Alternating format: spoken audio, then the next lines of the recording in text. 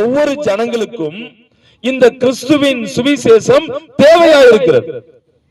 அப்ப கிறிஸ்துவின் சுவிசேஷம் ஒரு மனிதனுக்கு நித்திய ஜீவனை, மெய் வாழ்வை, பரலோக வாழ்வை, சந்தோஷத்தை, சமாதானத்தை கொண்டு வருகிறது.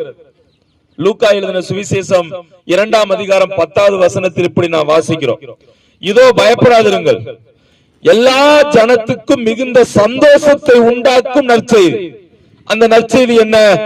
ஆண்டவராகிய இயேசு கிறிஸ்து உங்களுக்காக தாவீதின் ஊரிலே பிறந்திருக்கிறார். அப்ப சுவிசேஷம் என்பது யார் என்று கேட்டால் ஆண்டவராகிய இயேசு கிறிஸ்து. இந்த ஆண்டவராகிய இயேசு கிறிஸ்துவே நல்ல சுவிசேஷமாக இருக்கிறார். அப்ப இந்த சுவிசேஷம் என்ன கொண்டு வருகிறது? 2வது பகுதியில் நாம் வாசிக்கிறோம். இந்த சுவிசேஷம் ஒரு மனிதனை ரட்சிப்படைய செய்கிறது அல்லது ரட்சிப்பை கொண்டு வருகிறது. ரட்சிப்பு என்பது என்ன?